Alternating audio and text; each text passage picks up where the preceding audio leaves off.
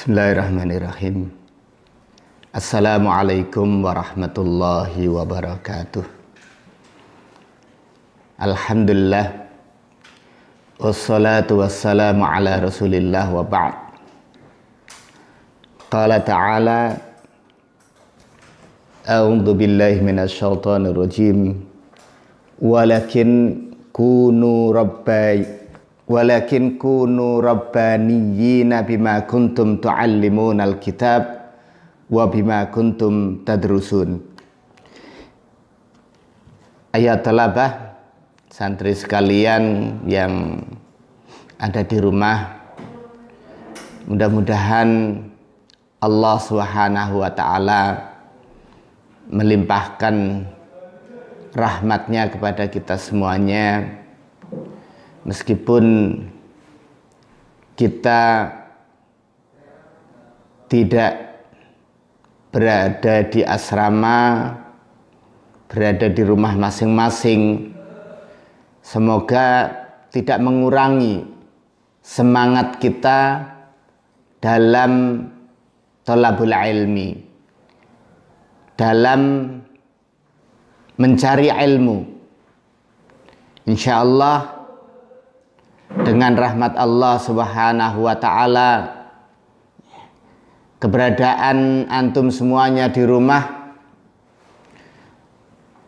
bukan menjadi penghalang untuk mendapatkan tambahan ilmu. Bisa saling asah dengan saudara di rumah, berdiskusi, bertanya dengan atau kepada orang tua, membaca buku, mengakses informasi dari berbagai media yang semuanya insya Allah kalau kita niati untuk menambah ilmu kita, maka mudah-mudahan Allah Subhanahu wa ta'ala memberikan ilmu yang bermanfaat. Dan tekad kita untuk menjadi rabbaniyun, orang-orang yang senantiasa belajar kitabullah, belajar Al-Quran, belajar syariat. Insya Allah Allah akan memudahkan. Allah akan selalu memberi jalan keluar, memberi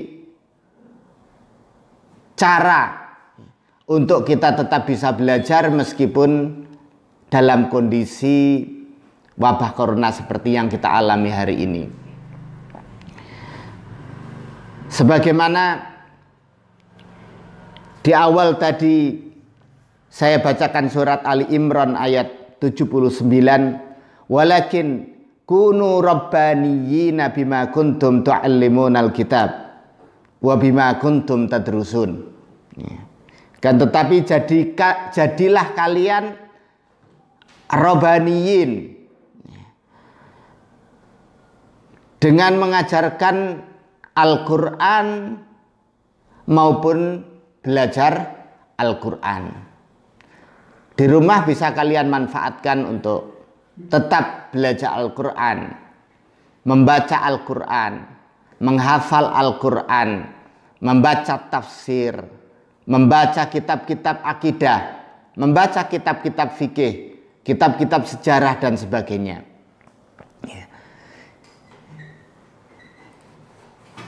Di rumah bukan dan tidak harus dijadikan alasan untuk berhenti dari belajar. Belajar bisa kita lakukan di mana saja dengan berbagai sarana apa saja yang memungkinkan. Dan Allah akan memberikan kemudahan ketika kita punya tekad azam yang kuat untuk terus menambah ilmu kita. Oleh karena itu tidak selayaknya keberadaan kita di rumah dijadikan alasan untuk tidak belajar, lebih banyak ngegame, tiduran, tengkar dengan adik, dan sebagainya. Tetap jadwalkan untuk menambah ilmu. Dalam kesempatan kali ini saya akan ingatkan kembali hadis yang sudah kita hafal bersama. Rasulullah Shallallahu Alaihi Wasallam bersabda, "Innamal a'malu binniyat wa inna likulli imri'in ma nawa." Sesungguhnya amal itu tergantung pada niatnya, dan sesungguhnya setiap orang akan mendapatkan apa yang dia niatkan. Kita teringat penjelasan tentang hadis ini,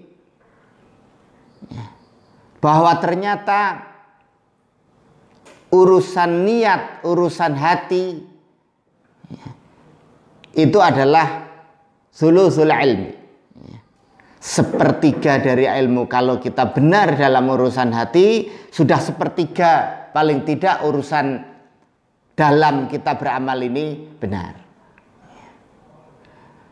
Tentu saja masih ada amalan-amalan yang lain, karena amalan itu dimensinya ada tiga. Pertama ada amalul qalbi, amal yang dimensinya adalah hati. Yang kedua amalul lisan atau qaulul lisan, amal yang dimensinya adalah lisan. Perkataan kita itu merupakan amal juga yang akan dimintai pertanggungjawaban oleh Allah Subhanahu wa taala. Dan yang ketiga adalah amalul jawarih, perbuatan anggota badan kita. Kalau kita mau menjadi orang baik, menjadi orang soleh, menjadi anak soleh, maka harus baik di tiga-tiganya ini. Baik hatinya, lisannya, maupun perbuatan anggota badannya. Itu harus baik. Tentang baiknya hati, kita sudah tahu bahwa tidak ada jalan lain untuk menjadikan hati kita ini baik kecuali dengan proses tazkiyatun nafas. Melalui proses tazkiyatun nafas, pensucian jiwa. Oleh karena itu Allah Subhanahu wa taala di dalam surat Al-Baqarah ayat 151 menerangkan, "Kama arsalna fikum rasulan minkum yatlu alaikum ayatina wa yuzakkikum wa yu'allimukumul kitaba wal hikmah wa yu'allimukum ma lam takunu ta'lamun." Allah Subhanahu wa taala mengutus rasul itu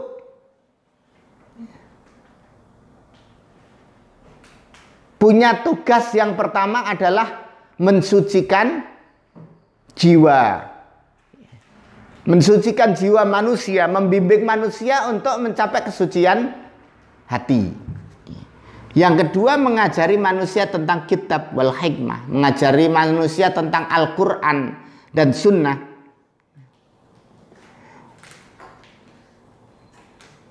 Mengajari manusia tentang syariat. Nah, tanpa kesucian hati, tanpa kebersihan jiwa manusia, itu perbuatan baiknya itu seperti musang berbulu ayam, menipu. Manusia berbuat baik tetapi hatinya sebenarnya buruk, sesungguhnya dia adalah orang yang sangat berbahaya. Berbahaya bagi dirinya sendiri dan bagi manusia yang lain. Oleh karena itu, kita harus senantiasa memohon kepada Allah Subhanahu wa Ta'ala, diberi hati yang baik, diberi hati yang khusyuk, diberi jiwa yang suci, yang bersih. Ini adalah pangkal dari kebaikan, dari seluruh kebaikan manusia. Itu adalah kebersihan hatinya.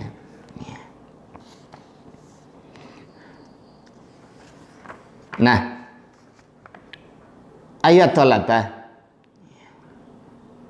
kalau kita ingin menjadi orang baik, tidak mau membersihkan diri kita, jiwa kita, hati kita, maka itu nonsen. Bagaimana kita membimbing hati kita untuk senantiasa baik, senantiasa bersih? Ada beberapa amalan yang harus kita jaga sebagai sarana, wasilah untuk mensucikan jiwa kita, membersihkan hati kita. Yang pertama ada amalan sholat. Nomor satu sholat. Nomor satu sholat. Kenapa? Inna sholata tanha anil fahsya'i wal munkar. Sholat itu mencegah dari perbuatan keji dan mungkar. Kalau di rumah antum tidak mampu untuk menjaga sholat sebagaimana ketika di pesantren, sholat berjamaahnya, sholat rawatibnya, sholat duhanya, sholat tahajudnya, sholat witirnya, semuanya kalian ganti dengan game, maka lambat laun keberadaan kalian di rumah itu merusak diri kamu sendiri. Kalau ingin tetap baik, jaga yang pertama adalah sholat. Coba, masih enggak sholat rawatib qobliyah maupun ba'diyah? Kalau sholat qobliyah dan ba'diyah itu sudah kalian tinggalkan, datang berjamaah ke masjid selalu terlambat, habis salam langsung bubar keluar dari masjid, tidak ada sholat qobliyah, tak ada sholat ba'diyah, tidak pernah zikir dan berdoa, hati kamu lambat laun akan mengeras. Itu sebenarnya musibah. Musibah yang lebih berbahaya daripada corona sendiri.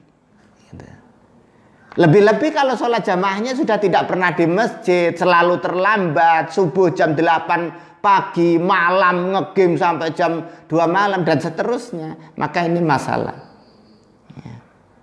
Jadi masalah sholat, jaga masalah sholat. Kemudian jangan lupa, walaupun dalam kondisi musibah seperti ini,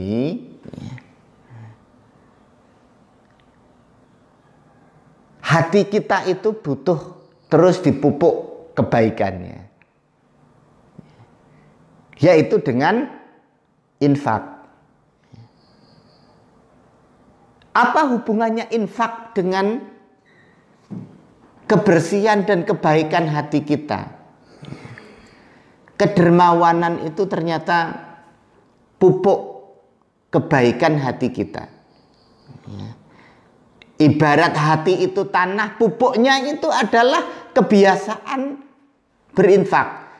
Sekecil apapun memberi makan kepada orang lain, kebaikan memberi, mengeluarkan dari sebagian harta kita untuk orang lain, itu mengikis sifat kikir, sifat pelit. Sifat kikir itu penyakit hati.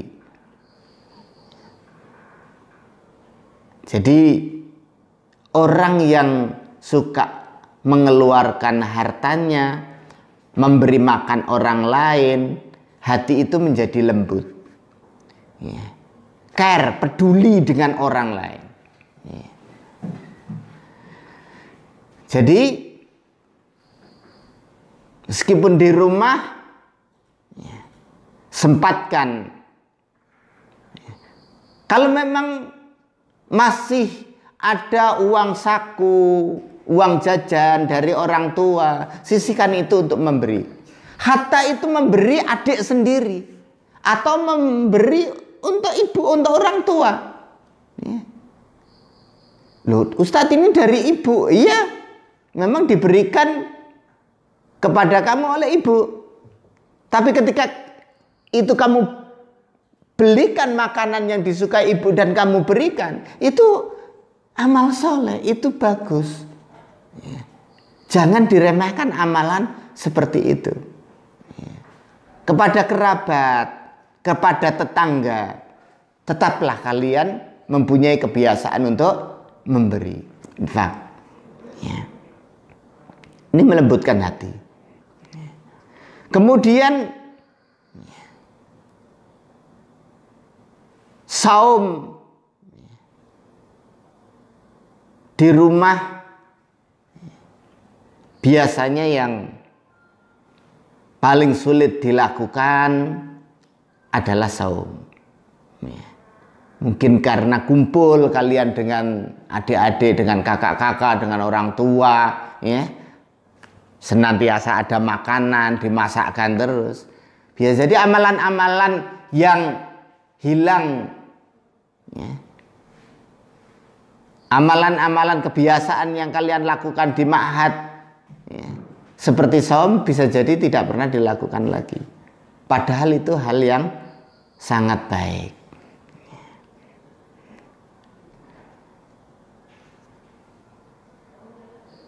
Termasuk tilawatul Quran. Baik itu menghafalkan Quran, ya, murojaah atau tikror mengulangi hafalan Al-Quran, membaca tafsirnya sekalian. Interaksi kita dengan Al-Quran itu jangan sampai hilang. Tetap jadwalkan. Bukan seberapa banyak juz yang kalian baca hari ini, tapi seberapa banyak waktu atau jadwal yang kalian berikan untuk melihat Al-Quran, untuk membaca Al-Quran.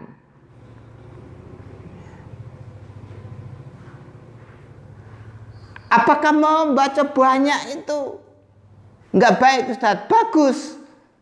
Ya. Sehari kamu 5 juz, bagus. Tapi kalau kemudian seminggu tidak pernah lagi membaca Al-Quran, nah ini nggak baik. Ya. Terus, ya, tiap hari, ya, tiap hari berikan jadwal untuk interaksi dengan Al-Quran, menghafalnya, mengulang-ulang hafalan, ya, atau sekedar membaca, ya, tilawatul Quran. Sempatkan itu. Ya. Dan masih banyak hal yang lain, amalan-amalan kalian seperti zikir sobah, zikir masa, ya, itu jangan sampai hilang. Ya. Biasakan amalan-amalan tadi dijaga. Itu semuanya adalah amalan-amalan yang kebaikannya, pengaruhnya, dampak positifnya itu pada hati kita, pada batin kita. Nah, di samping persoalan kebaikan hati sebagai dasar kebaikan seseorang, ya, berikutnya yang perlu saya sampaikan di sini adalah amal lisan, ya, amal lisan. Keberadaan kalian di rumah berkumpul dengan adik, dengan kakak, dengan keluarga, itu tidak terhindar lagi kemungkinan cekcok sama adiknya, rebutan HP, rebutan laptop, rebutan makanan dan sebagainya, ya, tengkar. Kita perlu hati-hati Itu juga bagian ujian kesolehan kita. Setelah belajar di ma'had, di pesantren itu, mampu atau tidak kita itu menjaga kesolehan kita di rumah. Salah satunya adalah persoalan hifdzul lisan, menjaga lisan kita. Ya. Karena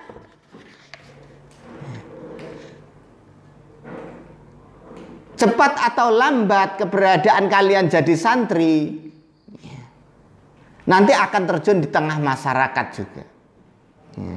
Miniatur masyarakat itu keluarga kalian. Maka berbaik-baiklah di tengah keluarga. Setelah memberikan perhatian terhadap kebaikan hati, menjaga hati, ya, maka yang Ustadz pesankan adalah persoalan dhabtul lisan. Ya. Bagaimana kita itu menjaga lisan. Ya.